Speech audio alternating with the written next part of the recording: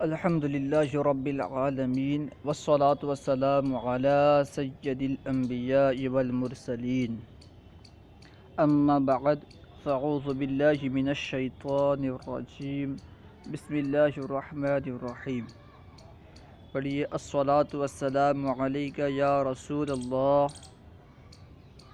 وعلی آلک واصحابک یا حبیب اللہ۔ الصلاة والسلام علیک یا نبی اللہ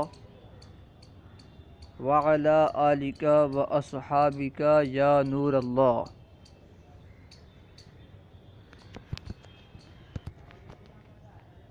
آج ہم المعتقد والمنتقد کا دوسرا باب شروع کریں گے، جس میں نبوات کے تعلق سے بیان کیا جائے گا، یعنی حضور پاک صلی اللہ تعالی علیہ وسلم کے تعلق سے جو باتیں متعلق ہیں حضور پاک صلی اللہ تعالی علیہ وسلم سے، انہیں بیان کیا جائے گا اس باب میں کہ کون کون سی باتیں حضور پاک صلی اللہ تعالی علیہ وسلم کے لیے جائز ہیں، کون کون سی باتیں آپ صلی اللہ تعالی علیہ وسلم پر محال ہیں، اور کون کون سی باتیں، کون کون سے امور آپ صلی اللہ تعالی علیہ وسلم کے لیے واجب ہیں۔ ان میں سے اس طرح کے عقائد رکھنا مکلفوں پر، یعنی جو احکام شرعہ کے پابند ہیں، ان پر کس طرح کے احکام، کس طرح کے عقائد رکھنا حضور پاک کے تعلق سے یہ واجب ہیں، اسے اس میں بیان کیا جائے گا۔ کیونکہ اگر کوئی شخص یہ ان باتوں کو نہ جانے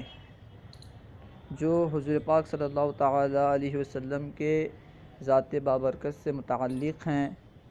تو وہ بعض اوقات ایسے عقائد رکھے گا جو خلاف شرع ہوں گے، اور وہ اس عقیدے کی بنیاد پر ہلاک ہو جائے گا، برباد ہو جائے گا، یہاں تک کہ اگر وہ کچھ زیادہ خراب عقیدہ رکھے گا تو اس کا ایمان بھی برباد ہو جائے گا۔ اسی وجہ سے حضور پاک صلی اللہ تعالی علیہ وسلم نے بھی اس بارے میں بہت زیادہ آپ صلی اللہ تعالی علیہ وسلم نے احتیاط فرمایا ہے۔ ایک مرتبہ حضور پاک صلی اللہ تعالی علیہ وسلم حضرت صفیہ رضی اللہ تعالی عنہا کے ساتھ مسجد میں موجود تھے، اور آپ صلی اللہ تعالی علیہ وسلم اعتکاف میں بیٹھے ہوئے تھے، تو دو آدمیوں نے آپ کو رات میں دیکھا۔ حضور پاک صلی اللہ تعالی علیہ وسلم فوراً بولے کہ یہ صفیہ ہیں۔ دو لوگوں نے حضور پاک صلی اللہ تعالی علیہ وسلم کو حضرت صفیہ رضی اللہ تعالی عنہا کے ساتھ مسجد میں رات میں دیکھا، اس حال میں کہ حضور پاک صلی اللہ تعالی علیہ وسلم معتکف تھے۔ حضور پاک صلی اللہ تعالی علیہ وسلم فوراً انہیں کہنے لگے کہ یہ حضرت صفیہ رضی اللہ تعالی عنہا ہیں، اس لیے کہ اگر حضور پاک صلی اللہ تعالی علیہ وسلم کچھ لیٹ فرماتے، کچھ دیر فرماتے، ہو سکتا ہے کہ وہ دونوں جنہوں نے حضور پاک صلی اللہ تعالی علیہ وسلم کو رات میں حضرت صفیہ رضی اللہ تعالی عنہا کے ساتھ دیکھا تھا، وہ کوئی برا گمان کر لیتے، وہ تہمت لگا دیتے، تو وہ بیچارے ہلاک ہو جاتے۔ اس لیے حضور پاک صلی اللہ تعالی علیہ وسلم نے فوراً فرمایا کہ حضرت صفیہ ہیں۔ آئیے ہم شروع کرتے ہیں۔ الباب الثانی فی النبوات، دوسرا باب نبوات کے بیان میں۔ ای المسائل التی یجب علی المکلفین اعتقادها، یعنی وہ مسائل جن کا اعتقاد رکھنا مکلفین پر واجب ہے۔ نبوات سے مراد کیا ہے؟ وہ مسائل جن کا اعتقاد رکھنا مکلفین پر یہ واجب ہے، ان کا بیان ہے۔ وَهِيَ مُتَعَلِّقَةٌ بِالنَّبِيِّ صلی اللہ تعالی علیہ وسلم، اور یہ عقیدے، یہ مسائل متعلق ہیں نبی پاک صلی اللہ تعالیٰ علیہ وسلم سے، مما یجب لہ و یمتنع علیہ و یجوز فی حقہ علیہ الصلاۃ والسلام، یعنی جو باتیں آپ صلی اللہ تعالیٰ علیہ وسلم کے لیے واجب ہیں اور جو باتیں آپ صلی اللہ تعالیٰ علیہ وسلم پر محال ہیں، اور جو باتیں آپ صلی اللہ تعالیٰ علیہ وسلم کے حق میں جائز ہیں، کما یجب ذالک فی حقہ تعالی، جیسا کہ ان امور کو جاننا اللہ تعالیٰ کے حق میں واجب ہے، جیسا کہ ان امور کو جاننا کہ اللہ کے حق میں کیا چیزیں جائز ہیں، کیا محال ہے، کیا واجب ہے، یہ جیسا کہ اللہ تعالیٰ کے حق میں ان عقائد کو جاننا، ان چیزوں کو جاننا یہ واجب ہے، اسی طرح نبی پاک کے متعلق بھی ان چیزوں کو جاننا واجب ہے۔ کیوں ایسا؟ لِأَنَّهُ رُكْنُ الثَّانِي مِنَ الْإِيمَانِ، اس لیے کہ یہ ایمان کا دوسرا رکن ہے، یعنی حضور پاک صلی اللہ تعالیٰ علیہ وسلم کے تعلق سے ان امور کا جاننا یہ ایمان کا دوسرا رکن ہے۔ اگر حضور پاک صلی اللہ تعالیٰ علیہ وسلم کے تعلق سے صحیح عقیدہ نہیں ہوگا تو ایمان صحیح نہیں ہوگا۔ اسی وجہ سے اگر کوئی شخص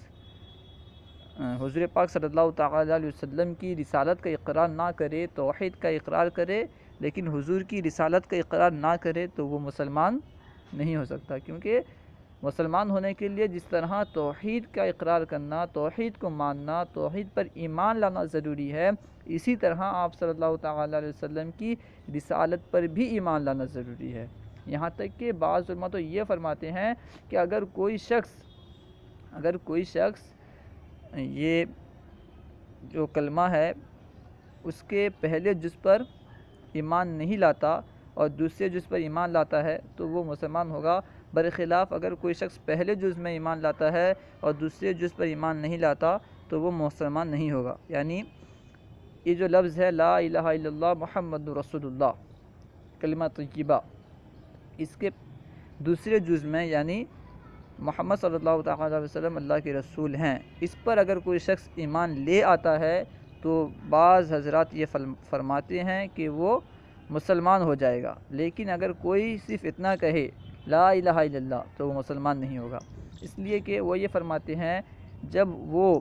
دوسرے جز پر ایمان لاتا ہے یعنی محمد صلی اللہ تعالیٰ علیہ وسلم اللہ کے رسول ہیں تو یہاں پہ اقتضاءً وہ اللہ تعالیٰ پر بھی ایمان لا رہا ہے،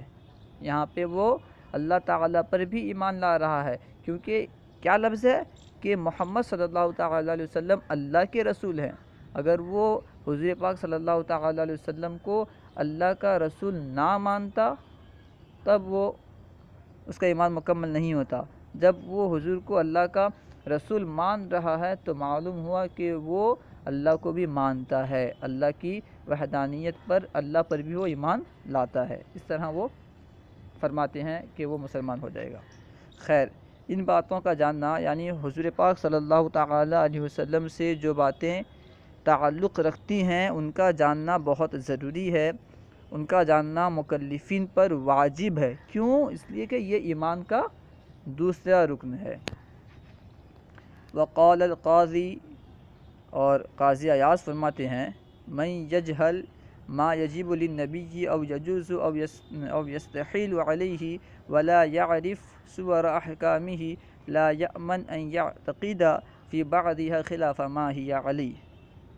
قاضی ایاز فرماتے ہیں جو اس بات سے جاہل رہا جو چیزیں نبی پاک صلی اللہ تعالیٰ علیہ وسلم کے لیے واجب ہیں اور جو جائز ہیں اور جو آپ صلی اللہ تعالیٰ علیہ وسلم پر محال ہیں، جو ان کو جاننے سے جاہل رہا یعنی انہیں نہ جانا، اور ولا یعرف صور احکامہ، اور احکام کی صورتوں کو، حضور پاک صلی اللہ تعالیٰ علیہ وسلم کے احکام کی صورتوں کو نہیں جانا تو وہ مامون نہیں ہوگا، وہ اس بات سے امن میں نہیں ہو سکتا کہ وہ بعض ایسے عقائد رکھے گا جو عقائد شرع کے خلاف ہوں گے۔ لا یأمن ان یعتقد فی بعضها خلاف ما ہی علیہ، تو وہ اس بات سے مامن نہیں ہو سکتا کہ وہ اعتقاد رکھے گا بعض عقائد میں، بعض احکام میں، خلاف ما ہی علیہ، اس کے خلاف جس پر وہ احکام ہیں، جس پر وہ عقائد ہیں، یعنی خلاف عقیدہ وہ اعتقاد رکھے گا، جس طرح عقیدہ ہے اس کے خلاف وہ عقیدہ رکھے گا، اس سے وہ مامن نہیں ہو سکتا۔ ولا ینزہوہ عما لا یجوز ان یضاف الیہ، اور وہ پاک نہیں سمجھے گا، منزہ نہیں سمجھے گا حضور پاک صلی اللہ تعالی علیہ وسلم کو ان چیزوں سے جن چیزوں کی اضافت آپ صلی اللہ تعالی علیہ وسلم کی طرف کرنا درست نہیں ہے، جن چیزوں کی اضافت کرنا، جن چیزوں کو حضور پاک صلی اللہ تعالی علیہ وسلم کی طرف نسبت کرنا درست نہیں ہے، یہ ان چیزوں سے حضور پاک صلی اللہ تعالی علیہ وسلم کو پاک نہیں سمجھے گا، منزہ نہیں سمجھے گا۔ فَيَهْلِكُ مِنْ حَيْثُ لَا يَدْرِي، تو یہ ہلاک ہو جائے گا وہاں پر جہاں پہ یہ نہیں جانتا، یا پھر یہ ہلاک ہو جائے گا اس اعتبار سے کہ وہ نہیں جانتا، نہ جاننے کی وجہ سے وہ ہلاک ہو جائے گا، یا جس جگہ میں وہ نہیں جانتا وہاں پہ یہ ہلاک ہو جائے گا۔ وَيَسْقُطُ فِي حَوَّةِ الدَّرْكِ الْأَسْفَلِ مِنَ النَّارِ، اور دوزخ کے نچلے طبقے میں گر پڑے گا۔ اذ ظن الباطل به واعتقاده ما لا يجوز علیہ یحل بصاحبہ دار البوار، اس لیے کہ آپ صلی اللہ تعالی علیہ وسلم کے تعلق سے باطل عقیدہ رکھنا، باطل گمان کرنا، اس لیے کہ آپ صلی اللہ تعالی علیہ وسلم کے تعلق سے باطل گمان کرنا اور اس کا اعتقاد رکھنا جو آپ صلی اللہ تعالی علیہ وسلم کے لیے جائز نہیں ہے، یہ حلال کر دیتا ہے اس عقیدے رکھنے والے کے لیے جہنم کو اس عقیدے رکھنے والے کے لیے، یعنی حضور پاک صلی اللہ تعالی علیہ وسلم کے تعلق سے باطل عقیدہ رکھنے والے کے لیے جہنم کو حلال کر دیتا ہے۔ وَلِهَذَا الْمَعْنَى مَا أَحَاطَ النَّبِيُّ صلی اللہ تعالی علیہ وسلم عن الرجلین الذین رأیاہ وَلِهَذَا الْمَعْنَى أَحَاطَ النَّبِيُّ صلی اللہ تعالی علیہ وسلم عن الرجلین الذین رأیاہ لیلاً، اسی وجہ سے، اسی معنی کے سبب حضور پاک صلی اللہ تعالی علیہ وسلم نے احتیاط فرمایا ان دو مردوں کے تعلق سے، ان دو آدمیوں کے تعلق سے جنہوں نے آپ صلی اللہ تعالی علیہ وسلم کو رات میں دیکھا تھا۔ وَهُوَ مُعْتَكِفٌ فِي الْمَسْجِدِ مَعَ صَفِيَّةٍ، اور وہ یعنی حضور پاک صلی اللہ تعالی علیہ وسلم مسجد میں حضرت صفیہ رضی اللہ تعالی عنہا کے ساتھ معتکف تھے۔ فَقَالَ لَهُمَا أَنَّهَا صَفِيَّةٌ، تو حضور پاک صلی اللہ تعالی علیہ وسلم نے ان سے فرمایا یہ حضرت صفیہ ہیں۔ ثم قال لهما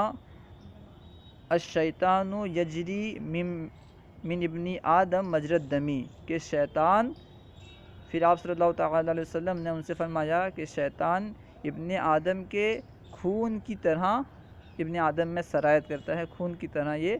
دوڑتا رہتا ہے۔ وَإِنِّي خَشِيتُ أَن يَقْذِفَ فِي قُلُوبِكُمَا شَيْئًا فَتَهْلَكَا، تو میں خوف کرتا ہوں، میں نے یہ خوف کیا کہ وہ تمہارے دل میں کوئی چیز ڈال دے، تمہارے دل میں کوئی چیز ڈال دے، پھر تم دونوں ہلاک ہو جاؤ، یعنی تمہارے دل میں کوئی بدگمانی ڈال دے شیطان کہ دیکھو حضور پاک صلی اللہ تعالی علیہ وسلم رات میں کس کے ساتھ یہاں پہ مسجد میں بیٹھے ہوئے ہیں، اس طرح کہ اگر کوئی بات ڈال دیتا شیطان تو وہ دونوں ہلاک ہو جاتے۔ وہی فرما رہے ہیں کہ میں نے یہ خوف کیا کہ شیطان اگر تمہارے دل میں کوئی بات ڈال دیتا تو تم دونوں ہلاک ہو جاتے۔ قال الخطابی خشیہ صلی اللہ تعالی علیہ وسلم علیہم الکفر، حضرت خطابی فرماتے ہیں کہ حضور پاک صلی اللہ تعالی علیہ وسلم نے ان دونوں پر کفر کا خوف کیا۔ اس سے معلوم چلتا ہے کہ حضور پاک کے تعلق سے ذرہ برابر بھی برا گمان کرنا یہ کفر ہے۔ امام خطابی فرماتے ہیں کہ حضور پاک صلی اللہ تعالی علیہ وسلم نے ان دونوں پر کفر کا گمان کیا، کفر کا خوف کیا۔ لو ظن تہمتن برؤیتہ معہ امراتن اجنبیتن، اس لیے کہ اگر وہ گمان کر لیتے، اگر وہ دونوں، کیوں حضور پاک صلی اللہ تعالیٰ علیہ وسلم نے کفر کا خوف کیوں کیا؟ اگر وہ دونوں گمان کر لیتے تہمت کا آپ صلی اللہ تعالیٰ علیہ وسلم کو ایک اجنبی عورت کے ساتھ دیکھ کر، اگر وہ اجنبی عورت کے ساتھ دیکھ کر کے تہمت کا گمان کر لیتے تو کفر ہوتا، کیونکہ حضور پاک صلی اللہ تعالیٰ علیہ وسلم پر تہمت لگانا یہ کفر ہوتا۔ فبادر الى اعلامہما بمکانہا نصیحۃ لہما فی حق الدین قبل ان یقعا فی امر یہلکانی بہ، تو آپ صلی اللہ تعالیٰ علیہ وسلم نے ان دونوں کو خبر دینے میں جلدی کی، اسی جگہ آپ صلی اللہ تعالیٰ علیہ وسلم نے ان دونوں کو خبر دینے میں جلدی کی، ان دونوں کو نصیحت کرتے ہوئے دین کے حق میں، دین کے حق میں آپ صلی اللہ تعالیٰ علیہ وسلم ان دونوں کو نصیحت کرتے ہوئے آپ صلی اللہ تعالیٰ علیہ وسلم نے انہیں خبر دینے میں جلدی کی، قبل ان یقع فی امر، اس سے پہلے کہ وہ دونوں ایک ایسے معاملے میں، ایسے امر میں گر جائیں جو ان دونوں کو ہلاک کر دے، یعنی تہمت کے معاملے میں گر جائیں تو وہ تہمت انہیں ہلاک کر دیتا، اس لیے اس سے پہلے کہ وہ ایسے معاملے میں گر جائیں، ایسے امر میں واقع ہو جائیں جو انہیں ہلاک کر دے، اس سے پہلے حضور صلی اللہ علیہ وسلم نے انہیں بتایا کہ یہ حضرت صفیہ ہیں۔ قال العلامۃ نابلوسی فی مطالب الوفیہ، علامہ نابلوسی نے المطالب الوفیہ میں فرمایا، اما المفروض علی کل مکلف فی حق الانبیاء والرسول علیہ السلام فہو معرفۃ ما یجب فی حقہم من صفات الکمال المخلوق۔ علامہ نابلوسی فرماتے ہیں مطالب الوفیہ میں، رہا جو ہر مکلف پر انبیاء اور رسولان اعظام کے حق میں جاننا فرض ہے، رہا ہر مکلف پر انبیاء علیہ السلام اور رسولان اعظام کے تعلق سے جو جاننا فرض ہے، وہ ان چیزوں کا جاننا ہے جو انبیاء علیہ السلام کے حق میں واجب ہیں، ان چیزوں کا جاننا ہے جو انبیاء علیہ السلام کے حق میں واجب ہیں، یعنی مخلوق کی صفات کمال، اور جو انبیاء علیہ السلام پر محال ہیں، یعنی نقائص اور رذائل، یعنی بری خصلتیں، نقائص اور رذائل، گندی باتیں، بری باتیں۔ وَيَجُوزُ عَلَيْهِمْ من الاخلاق البشریۃ التي لا کمال فیہا ولا نقص، اور ان پر جائز ہیں بشری وہ اخلاقیں، انسانی وہ اخلاقیں جن میں نہ کمال ہے اور نہ ہی نقص ہے۔ انبیاء علیہ السلام پر وہ اخلاق جائز ہیں جن میں نہ کوئی کمال ہے اور نہ ہی اس میں کوئی نقص ہے، اعلیٰ مسایاتی، اس کے مطابق جو عنقریب آنے والا ہے۔ وَأَدْنَى ذَلِكَ أَن يَعْتَقِدَ امتیاز الانبیاء علیہ السلام عن جمیع الخلق بصفات من الکمال، اور اس کا ادنا درجہ یہ ہے اور ادنا عقیدہ یہ ہے کہ وہ انبیاء علیہ السلام کو تمام مخلوق سے ممتاز ہونے کا اعتقاد رکھے، صفات کمال کے ذریعے سے انبیاء علیہ السلام کے لیے تمام مخلوق سے ممتاز ہونے کا اعتقاد رکھے، صفات کمال کے سبب، صفات کمال کے وجہ سے، اس کے ذریعے سے۔ وَتَبَرَّأَتَهُمْ دُونَ جَمِيعِ الْخَلْقِ عَنْ صِفَاتٍ مِّنَ النَّقْصِ، اور تمام مخلوق سے بڑھ کر ان کا صفات نقص سے